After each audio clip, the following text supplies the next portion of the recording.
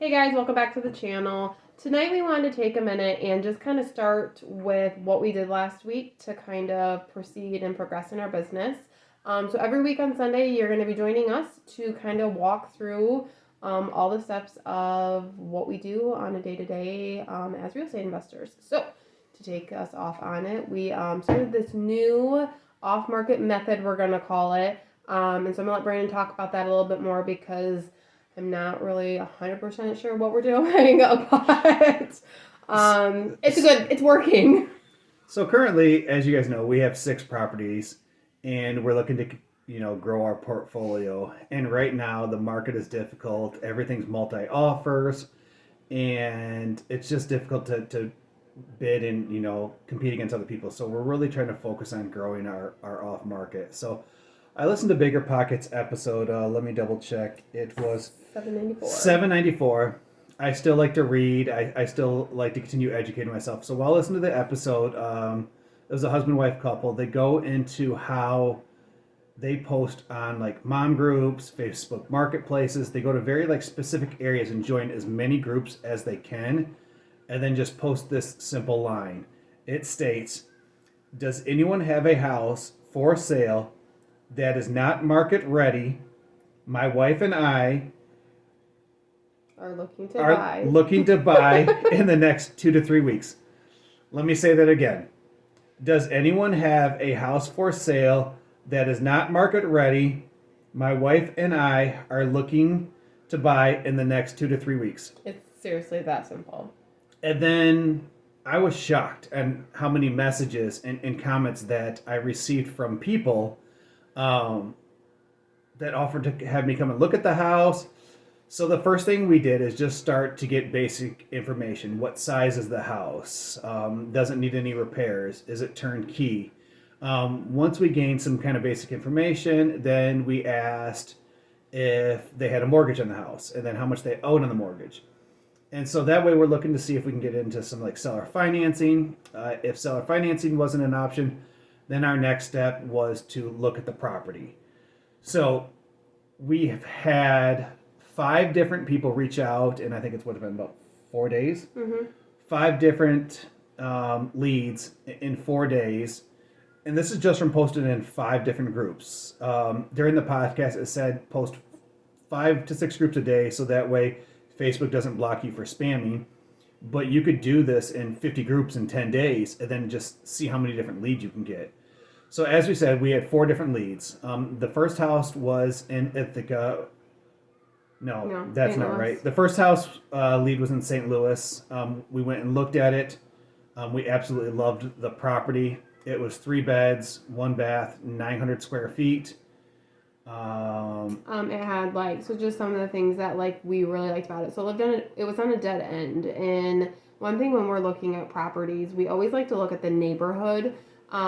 We're a family of 4. We have 2 small kids, and so the safety of children and the busyness of a street has always been very important to us. So it's something that we've always kind of looked at. It's something that we really like about all of our other properties too, kind of that location. We get out of the vehicle, we look at something, we're like, oh, this is on a really good street. It's a quiet street, it's a dead end, it's got a big yard. So that was just one of the things that we really, really liked about it. We just look at all the amenities that different houses or different properties have to offer. Renters are looking for different things, and so we focus on certain things. So this property, as Nanny said, was on a dead-end street. The backyard of it was fenced in. So anybody that has a dog, and we do allow large breed dogs at all of our properties. So for this house specifically, it would have been great for anybody with a dog. They could just let the dog out to roam. And then it also had a very large side yard for anybody who had kids that wanted to play football or any other sports or activities in the side yard. Let's see. It did need a little bit of work. We thought maybe just some paint. The covers probably need to be painted. We would put flooring throughout. It was a lot of the cosmetic stuff though. It wasn't the big having to go in and gut a room or anything like that. It was just that, I don't want to call it simple cosmetic, but just when we talk paint and floor, that it's not a lot. It's pretty basic stuff. So yeah, so then we went home, ran the numbers. I want to say that the ROI was 13%. which we know anything above 8%, we're definitely interested in buying. So we got a hold of the owner, and we placed a verbal offer. He said that he has someone else that's also interested, that they actually scheduled an inspection this week, so we're kind of confused. He told us it was available, so we're just kind of waiting to see what comes back from that. I did send him a message after that telling him, hey, what can we do to get this property under contract by the end of this weekend? So that way I can schedule the inspection of the property. I don't think I would ever buy a property without an inspection because it could easily turn, a $2,000-3,000 thing into a $12,000 to $20,000 thing in a hurry. So that was the first one. The second one and the third one we actually went and looked at today. The other one was in Ithaca. It's actually about 2 miles from one of our other properties. I truly love the location of it. It's on a corner lot. However, the previous tenants, the gentleman that owned it was, I think the daughter said he was in his 90s. Yeah. Yeah, he had dementia or something. And he previously had it on a land contract, and the people completely took advantage of him. They were supposed to put a roof on it. They were supposed to do several other things, and they just abandoned the house and then destroyed it.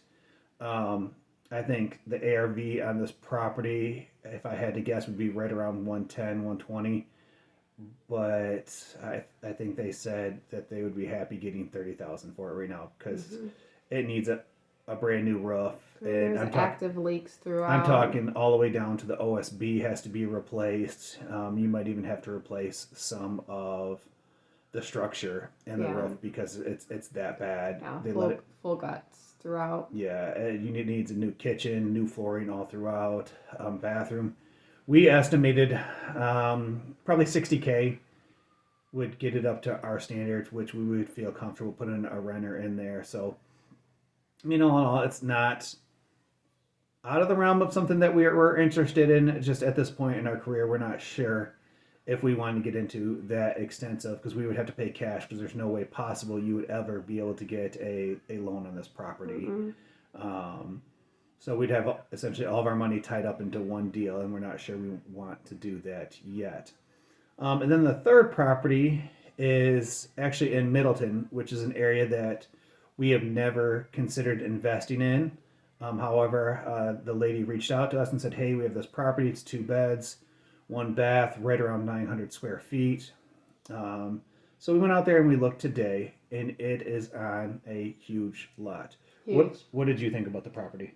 I liked it. I mean, I think it would make a good rental property. It does need some cosmetic work. Nothing that, we couldn't do necessarily. The location, like we talked on the way home, is probably our biggest concern. The area that it sits in within the town is good. It's not busy. Was that one on a dead end too? Yeah, it's like the second to last house on a dead end street. Yeah.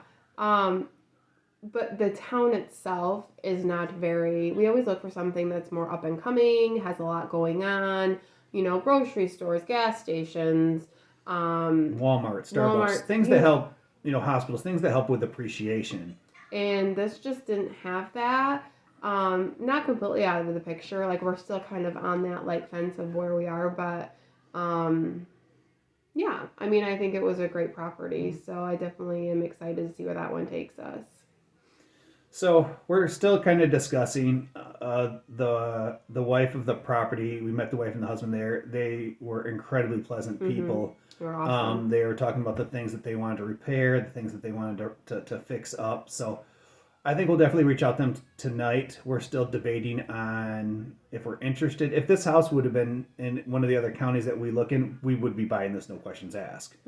But because of this location, the house also has a well, which when a well goes bad, it's a $12,000 plus fee to replace. That's one of the things we look at is, does it have a well and does it have a septic? Because it's just one of those additional headaches I don't want to have to deal with. However, as we're trying to venture out, as we're trying to educate ourselves, we really limit to our buying ability if we focus on things that don't have those two things. So we're just going to continue looking. We'll get additional inspections on certain things just to kind of make sure, but we're just unsure on this one. So that kind of just then we also had someone reach out to us in a house for Mount Pleasant that is more of like a turnkey for like a family who's looking to move into. I want to say they had it listed for like 200K. So it just wasn't something that we were quite interested. I think maybe a few years from now, a property like that would be something perfect to where we could just really focus on like the appreciation and not necessarily the cash flow. But as of right now in our career and the things that we're focusing on, it's just not something that we were interested in. So that kind of discusses like how like the off market stuff and the properties we looked at. There was another property that was listed in Alma that it's on the market. I think it would be an amazing Airbnb. I'm debating if we want to make that next step and start getting into Airbnbs in Alma. I think with the college, the hospital, there's a Walmart and a Starbucks, and there's a correlation with those two companies with appreciation in Alma. I just think there's different things that an Airbnb could really take off because there's not really that many listed in Alma, and the few that are tend to rent for 120. So I talked to a friend of mine, another realtor. She kind of gave me some pointers about different things that can separate your Airbnb from other people's Airbnb, such as getting like professional photos taken, adding maybe like a hot tub or an air hockey table, a pool table, foosball table, one of those. A punching bag? Yes, a punching bag. I was like, Good Lord. I'm not sure what that one is. A punching bag, just different things to kind of just separate yourself out. So these are all different things we're kind of pondering to help continue growing our business. Now, on the businesses or the properties that we currently own, Danny does all the property management, and we had a few different things come up this week, and I'll have her discuss those. Yeah, so the first thing that we're going to kind of hit on is, so one of our tenants that have been kind of in place now for 7 months-ish. 5 months. 5 months, sorry. Oops, lost track of time there. So she has kind of been in the house buying process, and she's finally under contract with one and proceeded with an inspection. And so she reached out here.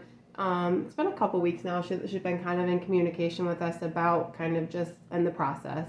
But this past week she reached out and said that she would like to proceed with kind of moving out, and kind of gave us a rough timeline of that. And so we kind of reviewed the lease with her and kind of how this whole process works. So what we want to work with people. Obviously, we're social workers by day, and so we're always just trying to help people out.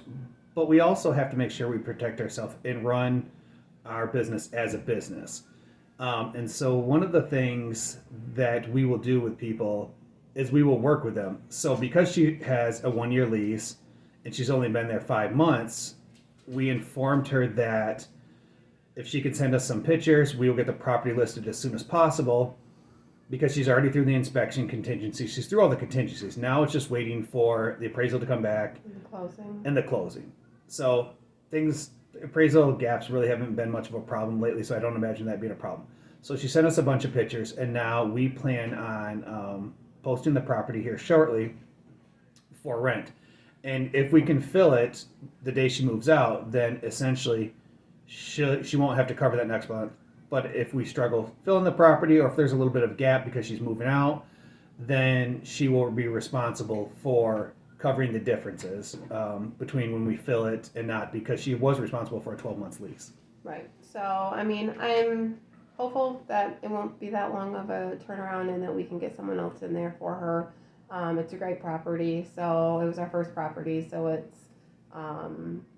In this property, the last time that we posted it, I had 100 messages within 48 hours looking to get it filled. So I have no doubt that it will fill. It's just getting someone in there to see it and getting things progressive moving forward. And that's one of the things I want you guys to take away is, just because your tenant has a 12-month lease, it's not worth the headache to force someone into a lease that they don't want to have.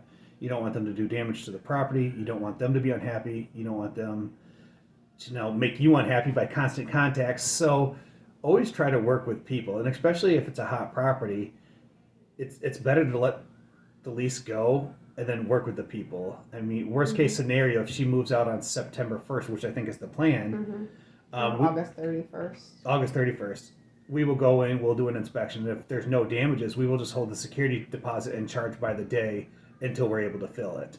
That way we're willing to work with people. Now, for whatever reason, if it goes past that, then she will be responsible to pay for it. And she's understood that, and she appreciates that we're even willing to consider letting her out of the lease. And that we're going to assist with finding someone. We're not kind of putting that all on her. So we'll just probably post it tonight, and we'll see kind of where it goes. And then there's what's... Oh, so we had another property in Elma. It's one of our newer properties. And we just kind of wanted to touch on this one because I think this is where we can kind of voice like the importance of communication with your tenants and just how powerful that can be. And the importance of getting quality tenants into your units and making sure that whatever your standards are for bringing a tenant in, like you stick to those standards. Right, and they take care of it. And I mean, that's super important to us. But he had reached out and had just let us know that we here where we're from got between like 3 and 5 inches of rain on Friday night, depending on location. So really wet. So he had reached out and let us know that they had discovered a little bit of water in the basement. Ideally stating that it was likely due to the rain the night before, but still wanted just to let us know. Water in the basement is always something that's a big concern to us. We deal with this in our primary residence. In Michigan, it's very standard to get water in your basement when you get heavy rains. And that's why we find it so important to put gutters on all of our properties. And this property, we bought it didn't have gutters. We had our contractor go over there. Actually, he went over there for 2 properties and put gutters on them right away because you just want to run the water away from the house. And so it's just one of those things where the ground was so saturated that there's just nothing you could do. I mean, even at our primary residence, we've had to put extensions on our gutters to run it farther away from the house. And because we're real estate investors and we're cheap at our primary residence, we literally just have tubes connected to our gutters to run it farther away. And they're bright orange. Like, they look terrible. At our rentals, we would never do that because we represent something. We want them to look good for our tenants. At our house here, I don't care. I'm all about functionability versus, aesthetics. Like, as long as it's functional, that's all that matters for me. Someday I'll get white ones to match the house. Someday. But nonetheless, so the moral of the story here is we had tacked that on to kind of our rounds today when we went to go look at houses that we were going to stop in, check that, and then they had an issue with kind of his slow draining tub. And so they had attempted a couple methods to try to get that fixed on their own, and he had reached out and was like, hey, like, it's still pretty slow. So because we were going to be out and about, we were like, we'll just stop over and check things out ourselves before we need to call a plumbing company or whatever. And he had reached out, 40 minutes or so before we were going to leave, and had said, like, the drain was fixing, the drain was draining properly again, so they thought that had fixed itself. And then the water had all dried up, and so he just more or less confirmed that, yep, it was probably due from all of the rain. Let us know that we had some mail there from kind of like the closing credit union stuff that we get with all of our properties. Anytime you guys buy a property, especially if you use a conventional loan, your bank is going to send you 9 different things encouraging rental insurance and life insurance, all kinds of different stuff. Like 300 things a day. Like, we get so much ridiculous mail for them. So he's so nice because he's always like, well, you have some mail here, and I'm just like, I probably am just going to throw it away, but nonetheless, we're still going to, stop and check it out. But that is just huge to us. Like, that communication of like, there was a problem, but hey, it's fixed, it's taken care of. And we trust them, like, they've been great. So I trust that there's no issue. And that's part of the thing we do when we screen our tenants is just let them know that, like, you guys are renting a house. You're not renting an apartment where you have a maintenance man that's on call 24/7. We will try our best to get the things as soon as possible. However, small things, I think we have it written in our lease, something like under a certain amount of dollars, like the tenant is responsible for taking care of. And I just explained to them, like, you are renting a house. Like, you're going to replace your light bulbs. You're going to do things. You might have to put some Drano down the tub to see if that's the cause of it. And they did try the Drano. And it's kind of funny because part of the reason that they reached out to us about the tub is because we had some other items that we had fixed a couple weeks ago for them. I think we had like There's an outlet an or outlet, something, yeah. that we had our maintenance guy go over there and take care of. And so during that process, I was explaining to him that we had another tenant that waited too long to contact us about a bathtub, and now we're most likely going to either have to get that bathtub reglazed or replaced. Which again, not a huge deal. Tenants make mistakes. The other tenants are great people. We truly enjoy having them. But I was just kind of explaining to them. So the moment the bathtub had any kind of issues, they contacted us right away because they didn't want us mad at them. And I'm like, we appreciate it. Yeah, I was like, we it would was rather awesome. know and be able to take care of it than to not know and make $100 thing into a $500 thing or a $2,000 thing. So that's just the things we preach to our tenants. Yeah. Like, let us know, and we'll let you know how big of a deal it is. Right, and that's why I always tell them, like, when we move them in, I was like, just, let us know if there's any problems, any concerns, any questions, and I said, we'll kind of guide you through, of, like, if it's kind of our responsibility or if, if it's something we want you guys to kind of maybe problem solve. And like I said, we couldn't have better tenants in all of our units right now. Like, they've been wonderful. And so I'm always kind of sad to see them move on, but same time buying houses and that it's very exciting. So then, obviously we both have worked our W-2 job and a few other things. I've been trying to use my real estate license more. I am super excited that I have my first house under contract that Dana and I have not bought, that I've actually brought a client to. This client and I have probably looked at so many houses. 30 different houses. She was a trooper. She was frustrated. I was frustrated, but neither one of us gave up. She finally found the house that she liked. We were outbid on a few different ones. Some of them we went under contract were, and she just then wasn't happy, and we pulled out a contract. But I was because we probably spent 40 plus hours on the road looking at houses in Auburn, Freeland, Bay City, Saginaw, Hemlock, we were all over the county trying to find this lovely lady house. So I was so happy that we were finally to get something under contract and we can get moving forward for her. Mm-hmm. And I think that pretty much covers kind of everything we did this week. I'm sure there's a million other little small different things. I updated the spreadsheets. I mean, that's kind of a big deal. For again taxes. Uncle Sam's always going to get his. So someday we'll get into that with you guys, but that's something for another day. So that we have to keep spreadsheets of every little thing, as simple as mileage, taking a client out to eat, just different things. Just everything's a tax write-off when you're a real estate investor. That's everything needs a receipt. That's one of the big perks of doing real estate is the tax benefits. Yeah. That's kind of everything we did this week. If you guys have any questions, please feel free to drop a question, and we will hopefully be able to get back with you guys. Mm-hmm. You have anything else? I don't. All right. It's bedtime for the kids. Have a good night, guys. All right, bye. Bye.